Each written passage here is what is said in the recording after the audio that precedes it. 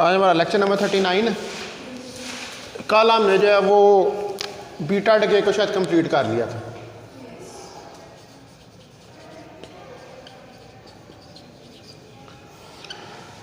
तो आज हमने जो है वो अल्फा डिके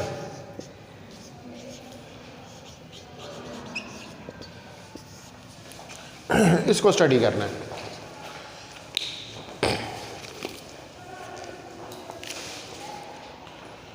तो अल्फा डिके में आपको पहले थोड़ा सा तो ये बताया हुआ है कि जब कोई भी रेडियो एक्टिव एलिमेंट डिके करता है तो उसमें 3 किस्म के डिकेज होते हैं, जिनमें से एक को आप अल्फा डिके कहते हैं, को बीटा डिके कहते हैं और एक को गैमा डिके कहते हैं। तो बीटा डिके हमने पढ़ा है। अल्फा डिके में क्या होता है कि पीरियोडिक टेबल के अंदर 2 से पीछे चला जाता है आपका जो एलिमेंट है, क्योंकि जो अल्फा पार्टिकल है it is almost like a helium particle. ये हीलियम के पार्टिकल की तरह का पार्टिकल है, यानी कि हीलियम जो है वो क्या है, हीलियम हमारे पास 4 के बराबर होते हैं। तो आप इसको कह सकते हैं कि ये एक अल्फा पार्टिकल है। तो इसका मतलब है कि ये जब एक हीलियम जो है वो न्यूक्लियस में से जब निकल जाती है तो हम कहते हैं कि कौन सा डिके हुआ है, अल्फा डिके जो है वो अकर हुआ है। तो जो रेडियो न्यूक्लियाइड है जब वो डिके करता है, ठीक है, अ टिपिकल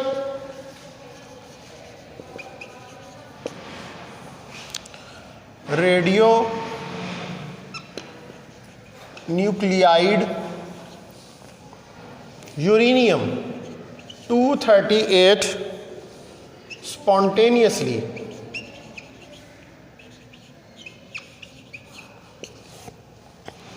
decays according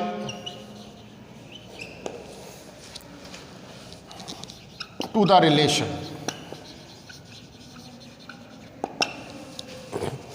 यानी कि यूरेनियम 238 डिके करेगा किसमें, थोरियम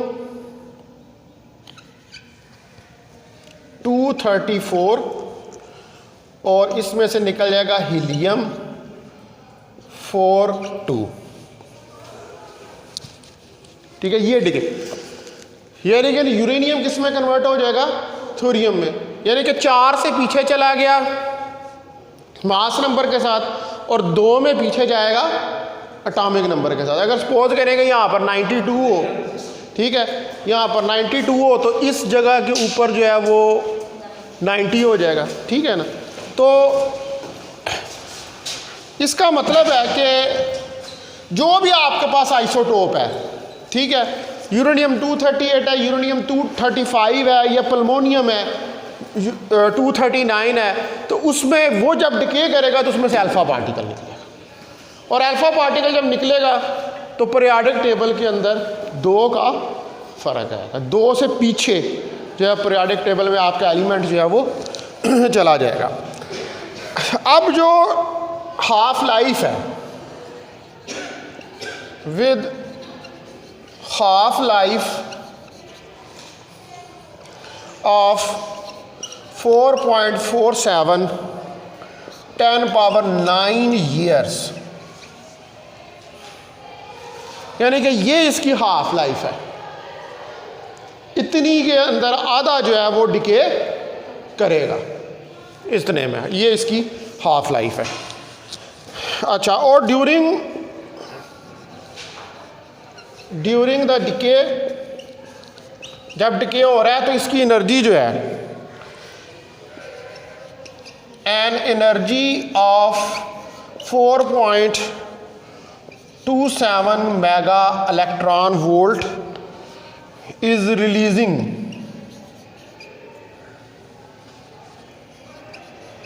मतलब इतनी बाइंडिंग एनर्जी रिलीज होगी, which is shared as a kinetic energy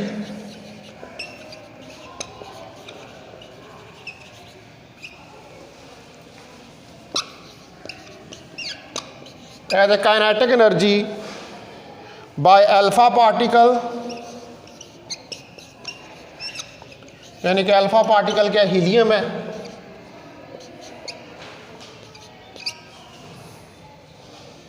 and the recoiling residual nucleus या न्यूक्लियाइड।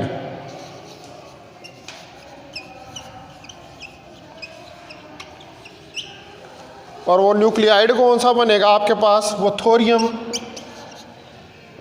234।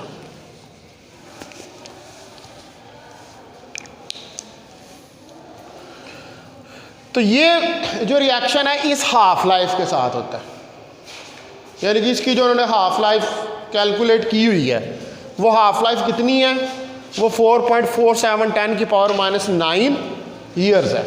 इतनी हाफ लाइफ, यानी कि इतनी हाफ लाइफ में ये डिके करता है। और इसके साथ ड्यूरिंग द डिके हमारे पास जो एनर्जी है जो रिलीज होती है, अब जाहिर बात है जब डिके करेगा न्यूक्लियस, जब डिके करता है, जब न्यूक्लियस फार्म होता है तो वहाँ पर आपको किस चीज़ की ज़रूरत होती है, उधर आपको बाइंडिंग एनर्जी की ज़रूरत होती है।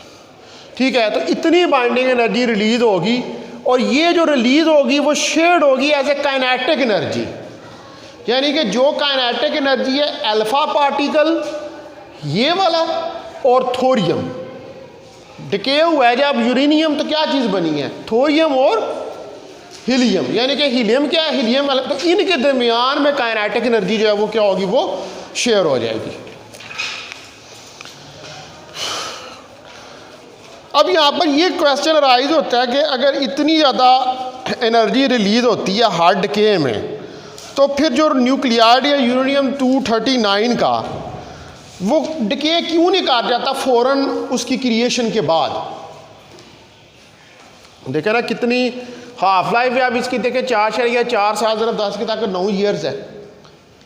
ठीक है, और एनर्जी कितनी हो रही है, 4.27 मेगा इलेक्ट्रॉन वोल्ट, 10 की पावर 6 मेगा इलेक्ट्रॉन वोल्ट का मतलब ये है कि 10 की पावर 6 इलेक्ट्रॉन वोल्ट, और जूल में करो तो वहाँ से 1.6 10 की पावर -19 से इसकी कन्वर्जन करो 1 इलेक्ट्रॉन की, तो ये कितनी ज़्यादा एनर्जी रिलीज़ हो रही है। अब क्वेश्चन ये है कि अगर इतनी ज़्यादा हाफ लाइफ है और इतनी ज़्यादा एनर्जी रिलीज़ हो रही है, तो फिर ये यूरेनियम जो है ये फ़ौरन पूरे का पूरा, यानी कि यूरेनियम 238 जो है वो डिके क्यों नहीं कर जाता, दैट इज़ अ क्वेश्चन। तो इस क्वेश्चन को आंसर करने के लिए हमें डिटेल में जो अल्फ़ा डिके है इसका मैकेनिज़्म जो है उसको स्टडी करना पड़ेगा। तो अब इसके लिए हमें क्या करना पड़ेगा, सबसे पहले तो एक ग्राफ जो है वो प्लॉट करना पड़ेगा।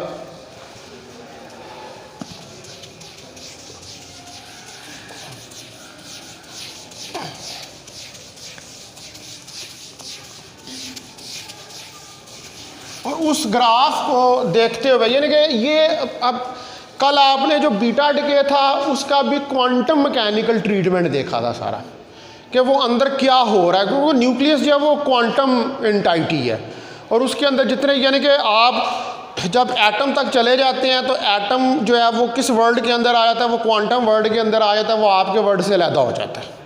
ठीक है, उसके अंदर वो चीज़ें एप्लीकेबल नहीं होती जो आप क्लासिकल मैकेनिक्स के अंदर जो है वो, या क्लासिकल थ्योरी के अंदर जो है वो आप अप्लाई करते हैं। अब ये अल्फ़ा डिके भी जो है अगर आप इसको क्लासिकल थ्योरी से एक्सप्लेन करने की कोशिश करें तो नहीं कर सकते क्योंकि इस आंसर का जवाब नहीं है आपके पास क्लासिकल थ्योरी के ज़रिए कि अगर इतनी हाफ लाइफ है, 4.27 mega electron volt energy release हो रही है, तो फिर ये फ़ौरन ही सारा डिके क्यों नहीं कर जाता। यानी कि जब जिस जगह पर पड़ा हुआ है उसके बाद इतनी एनर्जी रिलीज होती है, फ़ौरन सारे का सारा डिके होकर ख़त्म हो जाए। ठीक है, सारा थोरियम में कन्वर्ट हुआ और ख़त्म हो गया, लेकिन ये तो डिके कर रहा है, यानी कि जब से यूनिवर्स बनी है ये डिके करता जा रहा है उस वक़्त का। अच्छा, अब हम जो है वो एक ग्राफ जो है वो प्लॉट करते हैं। वो ग्राफ क्या है कि डिस्टेंस, और डिस्टेंस लेंगे हम फर्मी मीटर के अंदर। ठीक है, और जो हमारे पास एनर्जी है यूरेनियम की मेगा इलेक्ट्रॉन वोल्ट, उसके दरमियान में एक ग्राफ जो है वो प्लॉट होगा। तो ये ग्राफ जो है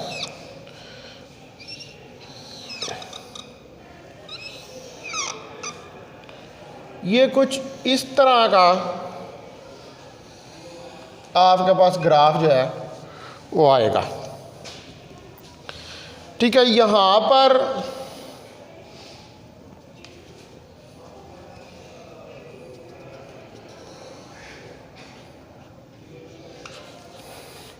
एक एनर्जी और इसके नीचे भी ये एक एनर्जी आपके पास आ जाएगी।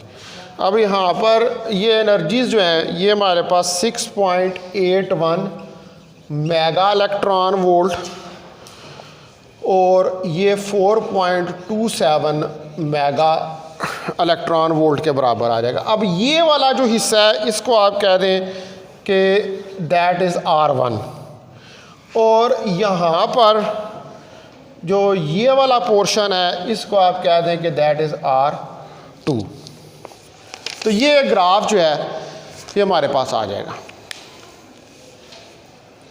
ठीक है, फर्मी मीटर और एनर्जी मेगा इलेक्ट्रॉन वोल्ट के दरमियान में ये ग्राफ प्लॉट हुआ है। अब R जो है वो क्या चीज़ है, दैट इज़ अ डिस्टेंस। ठीक है, एनर्जी और डिस्टेंस में तो हमें क्या नज़र आ रहा है कि जब डिस्टेंस कम था तो एनर्जी ज़्यादा थी। अभी मैं ऊपर की बात कर रहा हूँ, ग्राफ को देख के जो हमें लग रहा है, हमें ग्राफ को देख के क्या लग रहा है, इधर देखें इस जगह के ऊपर डिस्टेंस कम है, ठीक है, एनर्जी ज़्यादा है। डिस्टेंस कम है और एनर्जी ज़्यादा है। तो आहिस्ता आहिस्ता जब डिस्टेंस बढ़ा है तो एनर्जी जो है उसने कम होना शुरू कर दिया है। तो ये हमने एक मॉडल सिलेक्ट किया है जिसके अंदर हम अल्फ़ा पार्टिकल को विजुअलाइज करने की कोशिश कर रहे हैं जो कि एग्जिस्ट कर रहा है before it's creation inside the nucleus और फिर ये उस न्यूक्लियस के अंदर में से एस्केप करता है। ठीक है, क्या एक यानी कि ये ग्राफ क्या है, एक मॉडल हमने। अब ये क्या है, ये ग्राफ क्या है, ये डिस्टेंस है न्यूक्लियस के अंदर पार्टिकल्स का। ठीक है, ये डिस्टेंस है न्यूक्लियस के अंदर पार्टिकल्स का। अब क्या है, आप ये स्टडी कर रहे हैं कि बिफोर क्रिएशन, आप ये मॉडल सेलेक्ट कर रहे हैं कि बिफोर क्रिएशन अल्फा पार्टिकल जो है वो न्यूक्लियस के अंदर था। ठीक है, उसके बाद यूरेनियम डिके हुआ, जब यूरेनियम डिके हुआ तो उसके अंदर से अल्फा पार्टिकल निकल गया। आफ्टर अब क्या होगी, उसकी क्रिएशन होगी। ठीक है, तो अब क्रिएशन से पहले क्या हो रहा है, असल मसला ये है कि भाई जब निकल गया तो निकल गया, निकला क्यों, why, what is happening before creation. तो हमने एक मॉडल ये इसके लिए सेलेक्ट किया है। अब हमारे पास जो अप्रॉक्सीमेट पोटेंशियल एनर्जी फंक्शन है ये वाला, ठीक है, यू ऑफ आर आप इसको कह सकते हैं। ठीक है, यानी कि ये यू ऑफ आर ये क्या है, potential energy function which depends upon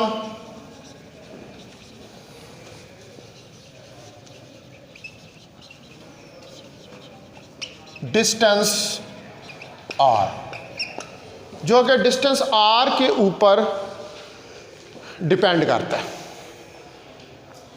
position, potential energy position पे डिपेंड करती है। ठीक है, तो अब ये जो प्रॉक्सिमेट पोटेंशियल एनर्जी फंक्शन है किसी अल्फा पार्टिकल के और जो रेजिड्यू न्यूक्लियाइड है थोरियम, इनको हमने प्लॉट किया है। इनकी जो सेपरेशन है आर जो फर्मी मीटर के में है उनके दरमियान, यानी कि पोटेंशियल एनर्जी और जो सेपरेशन है हमारे पास अल्फा पार्टिकल और रेजिड्यूल न्यूक्लियस। अब रिकॉइलिंग है ना, जब अब law of conservation of energy को आपने कंजर्व करना है तो जब अल्फा पार्टिकल ने निकलना है तो एक साइड पे अल्फा पार्टिकल ने निकलना है और दूसरी साइड पर थोरियम का न्यूक्लियस बनना है। तो वो जब अल्फा पार्टिकल निकलेगा तो थोरियम का न्यूक्लियस रिकॉइल करेगा। रिकॉइल का मतलब यह है कि अगर अल्फा पार्टिकल आगे की तरफ जा रहा है तो थोरियम पीछे की तरफ जाएगा।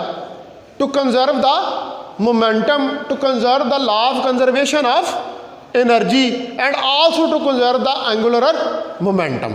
यानी कि इन सारों को, ये तीनों लॉज, यानी कि ये पूरा डिके जब हो रहा है तो इन लॉज को सेटिस्फाई होना पड़ेगा।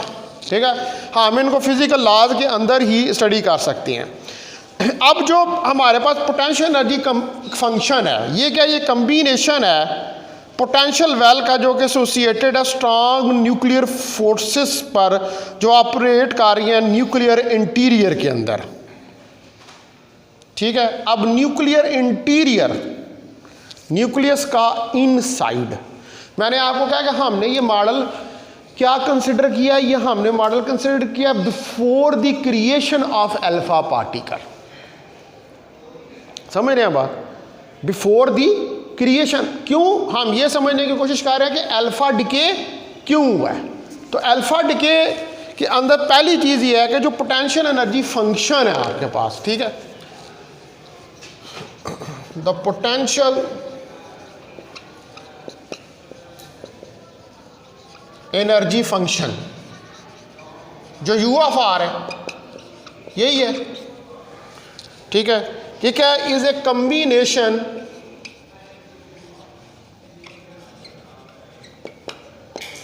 Of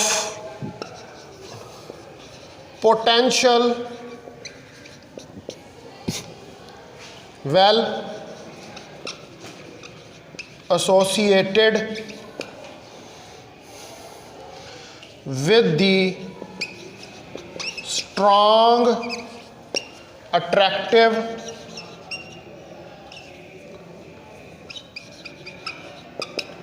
nuclear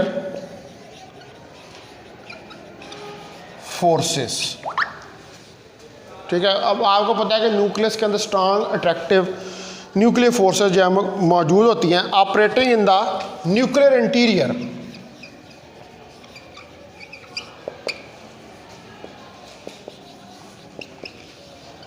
nuclear interior r is less than r के अंदर ये एक्ट कर रही है। And Coulomb potential is associated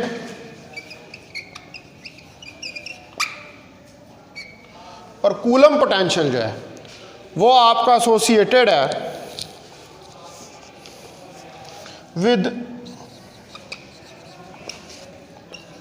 repulsive forces that acts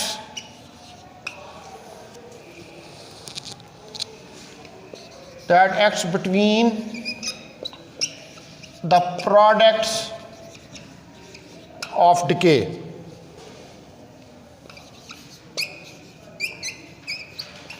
are greater than R।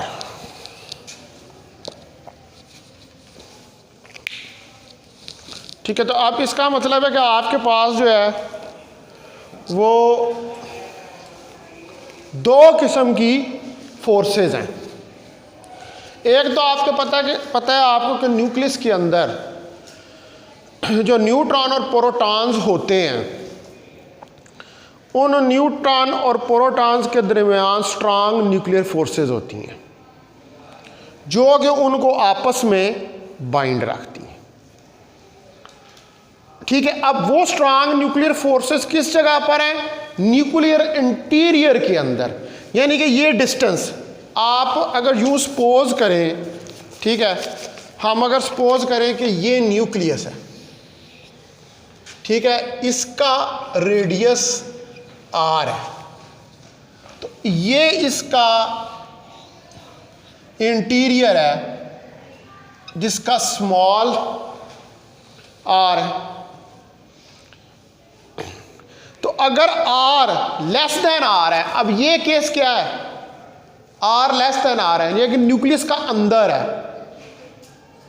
तो न्यूक्लियस के अंदर क्या है कि न्यूट्रॉन और प्रोटॉन जो है उनके दरमियान स्ट्रांग न्यूक्लियर फोर्सेस वो उनको बाइंड कर रही हैं। लेकिन यहां पर आपके पास प्रोटॉन्स भी हैं और प्रोटॉन्स जो होते हैं उनके ऊपर पॉजिटिव चार्ज होता है, आपको इस बात का पता है।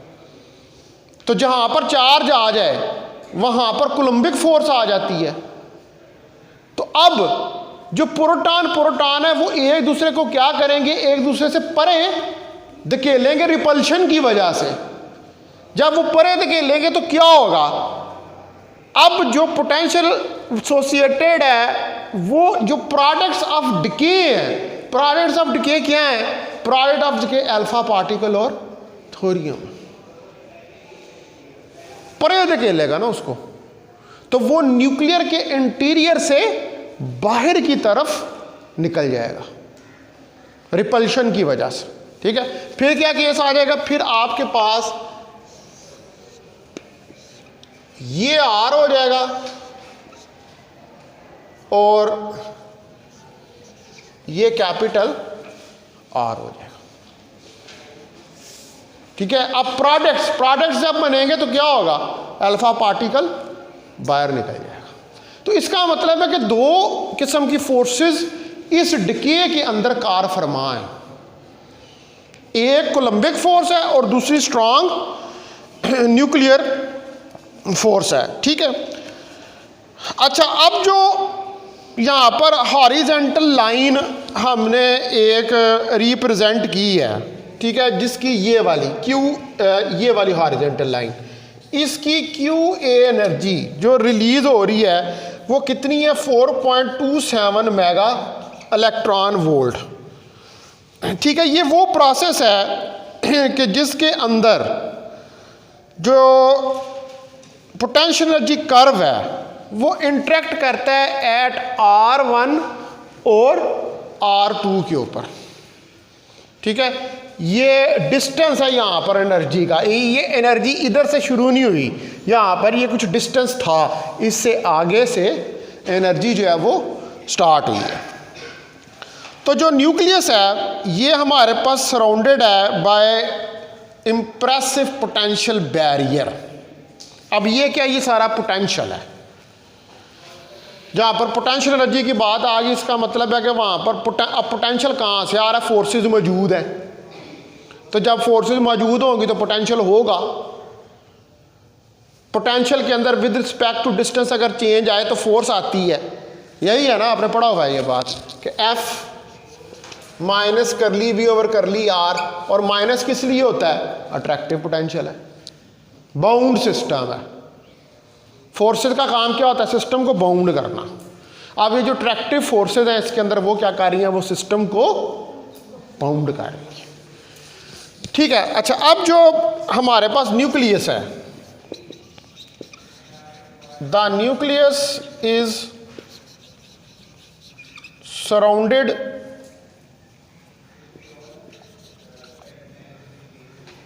Bye potential barrier. ये सराउंडेड है हमारे पास पोटेंशियल बैरियर से, assumed to be a spherical shell of radius R1 as inner radius। ये उसका इनर रेडियस है, यानी कि ये जो पोटेंशियल बैरियर है इसको आप क्या कंसिडर कर रहे हैं, एक स्फेरिकल शेल है। ठीक है, जिसका इनर रेडियस R1 है और R2 जो है एज आउटर रेडियस, और R2 जो है वो आउटर रेडियस है। ठीक है, आपने यहाँ पर ये बनाए हुए हैं, ये R1 इनर है, ये R2 आउटर है, यानी कि अगर आप स्फेरिकल शेल लें, ये स्फेरिकल शेल है ठीक है, तो इसके अंदर ये R2 है और ये R1 है।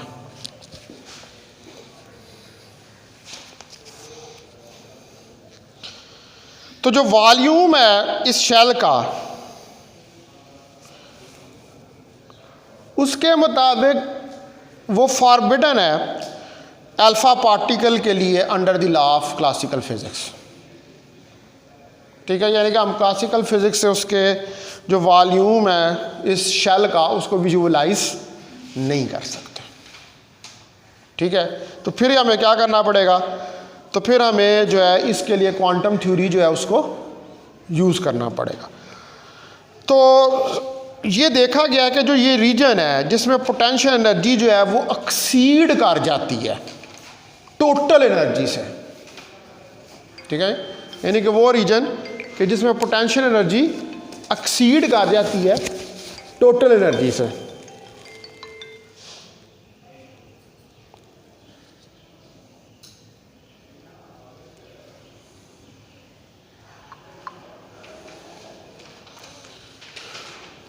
हेलो, अस्सलाम वालेकुम। हेलो,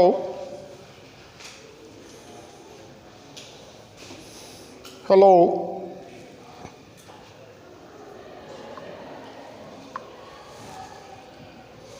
अच्छा, तो टोटल एनर्जी अगर पोटेंशियल है बीच में पार्टिकल्स हैं, उनकी काइनेटिक एनर्जी भी होगी। तो टोटल एनर्जी जो है क्या है, वो पोटेंशियल प्लस काइनेटिक एनर्जी के बराबर है। तो अगर जो ये रीजन है, ये जो देख रहे हैं आप, जो रीजन है इसके अंदर ये देखा गया है कि जब पोटेंशियल एनर्जी जो है वो बढ़ जाती है टोटल एनर्जी से और इसकी काइनेटिक एनर्जी जो है फिर वो नेगेटिव हो जाएगी। तो ये तो पॉसिबल नहीं है, काइनेटिक एनर्जी तो नेगेटिव नहीं हो सकती। ठीक है, अगर हम कहेंगे जो टोटल एनर्जी है, ठीक है,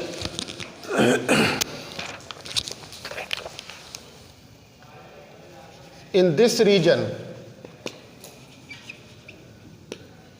if E is greater than U, E क्या टोटल एनर्जी है, ठीक है, अगर ये ग्रेटर देन U है तो so it's kinetic energy will be negative which is not possible. तो काइनेटिक एनर्जी तो कभी भी नेगेटिव नहीं हो सकती, वो हमेशा पॉजिटिव ही होती है। तो इसका मतलब है कि ये चीज़ तो फिर पॉसिबल नहीं है कि टोटल एनर्जी जो है वो पोटेंशियल एनर्जी से बढ़ जाए। अगर टोटल एनर्जी इस रीजन में पोटेंशियल एनर्जी से बढ़ जाती है तो फिर काइनेटिक एनर्जी क्या हो जाएगी, नेगेटिव हो जाएगी।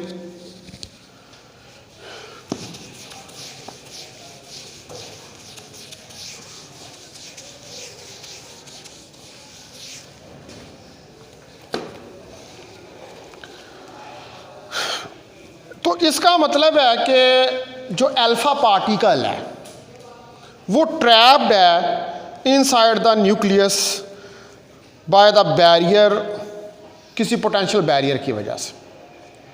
और जब अल्फा डिके होता है तो ये अल्फा डिके जो है ये किसी बैरियर टनलिंग की वजह से होता है।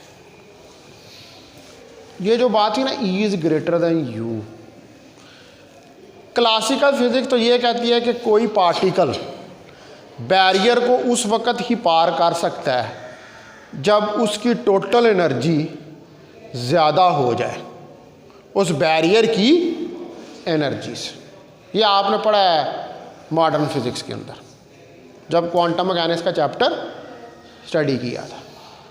ठीक है कि E greater than U।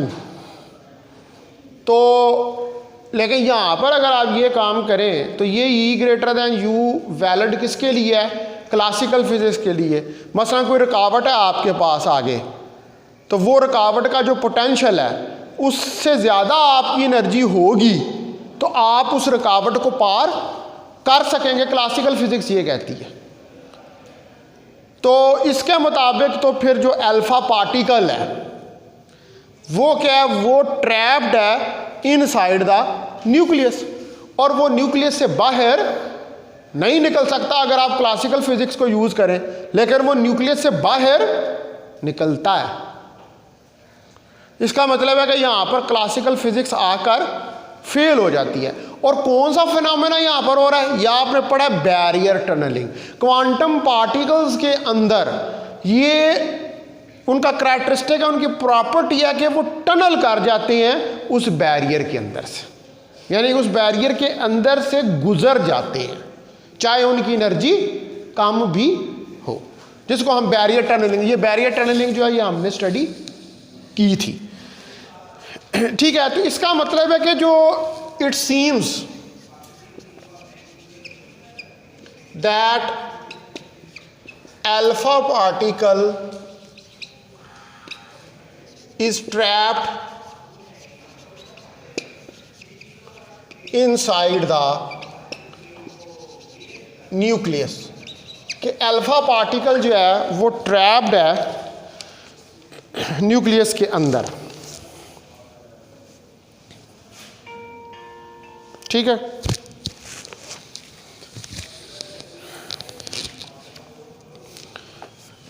By the barrier potential, barrier potential की वजह से।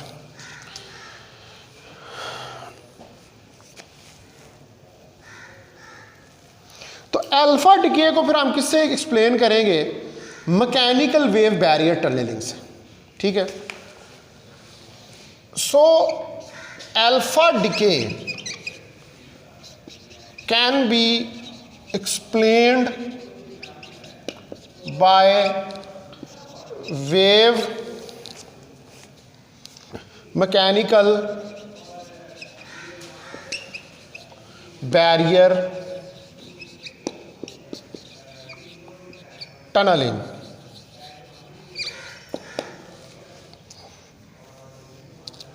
इससे एक्सप्लेन करेंगे, क्योंकि जो आपका क्लासिकल फिजिक्स का नॉलेज है वो तो यही कहता है भाई टोटल एनर्जी ज़्यादा होगी, यानी कि अल्फा पार्टिकल की एनर्जी टोटल एनर्जी से ज़्यादा होगी तो वो न्यूक्लियस से बाहर निकलेगा। यानी कि न्यूक्लियस का जो अब पोटेंशियल कौन सा है भाई, एक तरफ पोटेंशियल है, वहाँ पर स्ट्रांग न्यूक्लियर फोर्सेज हैं, दूसरी तरफ वहाँ पर प्रोटॉन के दरमियान कोलम्बिक फोर्सेज भी हैं, बहुत बड़ा पोटेंशियल बैरियर है फोर्सेज का।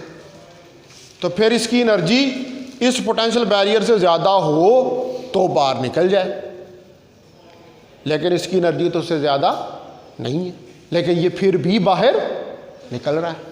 तो क्यों निकल रहा है, इस क्वांटम मैकेनिकल फिनोमेना की वजह से, जिसको आप कहते हैं बैरियर टनलिंग, कि क्वांटम पार्टिकल्स जो होते हैं वो उन पोटेंशियल बैरियर्स के अंदर टनल कर जाते हैं, सुरंग खोदते हुए उनके अंदर से निकल जाते हैं। ठीक है, चाहे उस बैरियर की एनर्जी उनकी टोटल एनर्जी से ज़्यादा ही क्यों ना हो। ठीक है, अच्छा, अब जो ये एंड है हमारे पास, हम यहाँ पर ये प्रज्यूम कर सकते हैं कि जो अल्फा पार्टिकल्स हैं वो रैटल करते हैं, यानी कि आगे पीछे न्यूक्लियस के अंदर, और it must be present at the inner surface of the barrier about 1038 times before it succeeded in tunneling through. ठीक है, यानी कि जो अल्फा पार्टिकल्स हैं, इसका मतलब क्या है, अल्फा पार्टिकल्स न्यूक्लियस के अंदर हैं, और जब वो न्यूक्लियस के अंदर है तो वो रैटल करेंगे, कभी इधर जाएंगे कभी उधर जाएंगे। ठीक है, वो और जो उसकी इनर सरफेस है उसके अंदर प्रेजेंट होंगे न्यूक्लियस की। मैंने आपको बताया ना कि न्यूक्लियस की एक इनर सरफेस है और एक आउटर सरफेस है। इनर सरफेस जो है उसकी, उसके अंदर होंगे, यानी कि आप कह लें कि ये वाली इनर सरफेस है, इसके अंदर ये अल्फा पार्टिकल्स हैं। अब ये रैटल कर रहे हैं, कभी इधर जाते हैं कभी उधर जाते हैं कभी उधर जाते हैं। ठीक है, अब जाहिर बात है कि ये इस इनर सरफेस के अंदर है और ये किसके अंदर, ये पोटेंशियल बैरियर के अंदर है, ऐसी बात ही है। ठीक है, अब ये उधर टकरे मार रहे हैं उस पोटेंशियल को, जाहिर बात है इनके पास काइनेटिक एनर्जी है, मूव कर रहे हैं। ठीक है, तो ये उसके आगे पीछे करेंगे तो 10 की ताकत 38 टाइम्स रैटल करने के बाद ये सक्सीड होते हैं टनल करने में। 10 पावर 38 ओह, इतनी दफ़ा ये टकरे उसको मारते हैं, और उसके बाद इनके लिए ये पॉसिबल होता है कि उस बैरियर के अंदर ये टनल जो है वो कर जाए। तो इनको जो inner surface of the barrier है, यानी कि जो इनर सरफेस है बैरियर, उस तक रीच करने के लिए 10 की पावर 20 टाइम्स पर सेकंड 10 की पावर 9 ईयर्स जो हैं वो चाहिए। 10 की ताकत 9 ईयर्स, ठीक है, inner surface of the barrier तक पहुंचने के लिए। कितना इनर सर, जो बैरियर की इनर सरफेस है उस तक पहुंचने के लिए इनको 10 की ताकत 20 पर सेकंड चाहिए, 10 की पावर 9 ईयर, यानी कि इनकी फ्रिक्वेंसी कितनी होनी चाहिए? इनकी फ्रिक्वेंसी 10 की ताकत 20 होनी चाहिए, और 10 की ताकत 20 अगर फ्रिक्वेंसी होगी तो 10 की ताकत 9 ईयर्स के अंदर ये उसकी इनर सरफेस तक पहुंचेंगे। आप अंदाजा लगा लें कितना लंबा प्रोसेस है। वो जो क्वेश्चन अराइज हुआ था उधर कि भाई अगर बनता है तो फ़ौरन डिके क्यों नहीं कर जाता, तो अब आंसर आ रहा है ना उसका कि भाई उसकी इनर सरफेस तक ही पहुंचने के लिए उसको इतना टाइम चाहिए। तो 10 की ताकत 9 ईयर्स जो हैं उसको चाहिए उसकी इनर सरफेस तक पहुंचने के लिए, ठीक है। तो उसकी इनर सरफेस तक पहुंचेगा, फिर इनर सरफेस से लेकर टनल करेगा, तो उसके बाद वो न्यूक्लियस से बाहर निकलेगा। अब आप अंदाज़ा लगा लेंगे इसमें कितना टाइम लग जाएगा उसको। तो इसीलिए वो हाफ लाइफ उसने शुरू में बताई हो कि इतनी हाफ लाइफ है और इतनी एनर्जी चाहिए, ठीक है, 4.27 मेगा इलेक्ट्रॉन वोल्ट जो है इसके लिए। तो बैरल टर्लियल जो है इसको टेस्ट करने के लिए जो अल्फ़ा डिके है, हम ये कंसिडर करते हैं कि जो अल्फ़ा डिके है यूरेनियम का, ठीक है, एक और यानी कि इसका टेस्ट करते हैं, जैसे यूरेनियम 38 का मैंने एक और ये बनाया है 6.81 मेगा इलेक्ट्रॉन वोल्ट, ठीक है। तो इसकी मज़ीद अगर टेस्टिंग हम करें तो यूरेनियम 238 विद डिसइंटीग्रेशन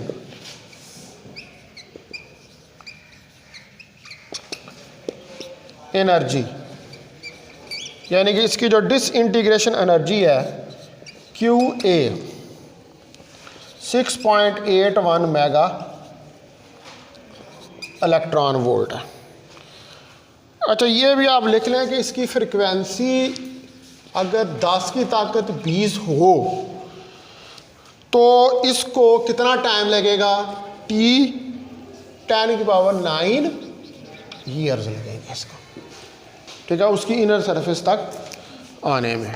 अच्छा, अब एक और वो कहता है कि अगर हम टेस्ट करें इतनी एनर्जी के साथ, अब कहते हैं इस ये जो एनर्जी जो ले रहे हैं इसमें बैरियर जो है वो थिनर है, यानी कि ज़रा बारीक है, ठीक है, बैरियर थिनर भी है और लोअर भी है। इन दिस केस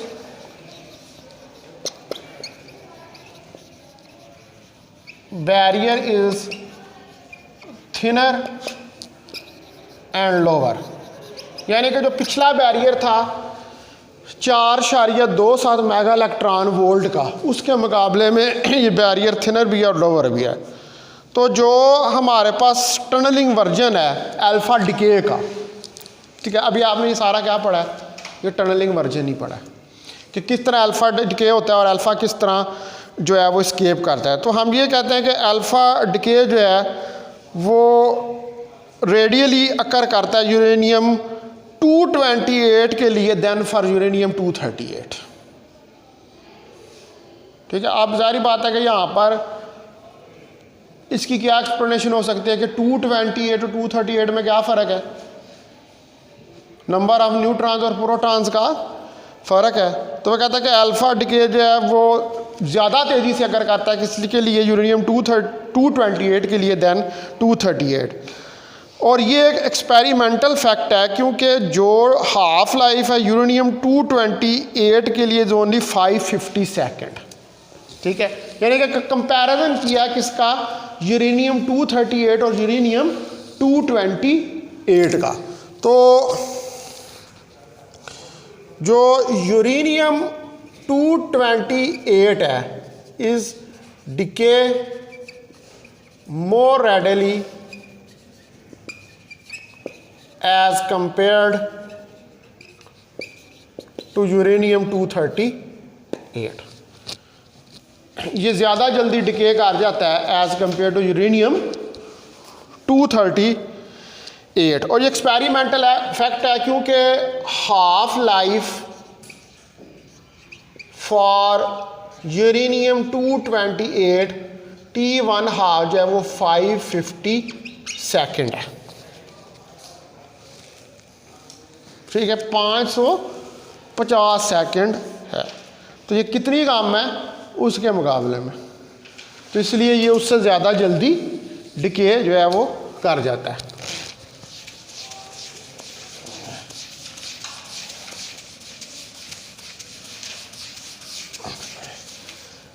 अच्छा, अब जो ट्रांसमिशन कोएफिशिएंट था बैरियर टनलिंग के लिए, ठीक है, वो आपने कैलकुलेट किया था मॉडर्न फिजिक्स में। ट्रांसमिशन कोएफिशिएंट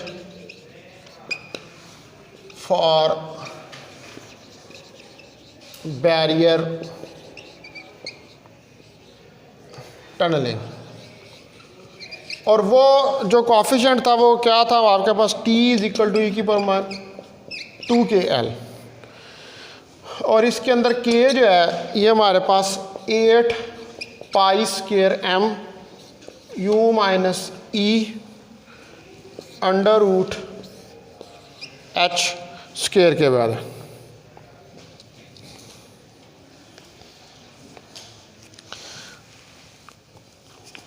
ये हमारे पास बैरियर टनलिंग, इसमें K कांस्टेंट एनर्जी का, L जो वो बैरियर की विड्थ होती है। ठीक है, width of barrier.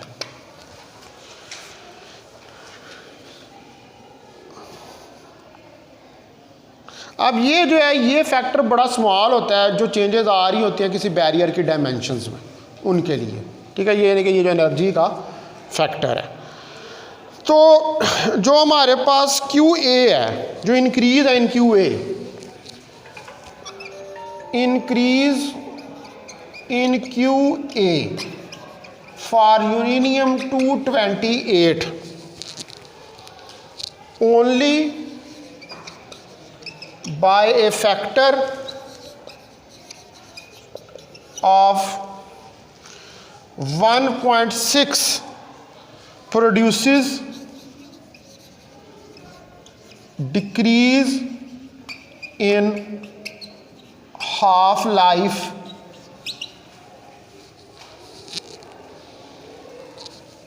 by a factor of 3×10⁻13। ठीक है, तो इसका मतलब है कि QA जो है अगर 4.27 को 1.6 से मल्टीप्लाई कर दें तो हमारे पास 6.81 मेगा इलेक्ट्रॉन वोल्ट आ जाएगा।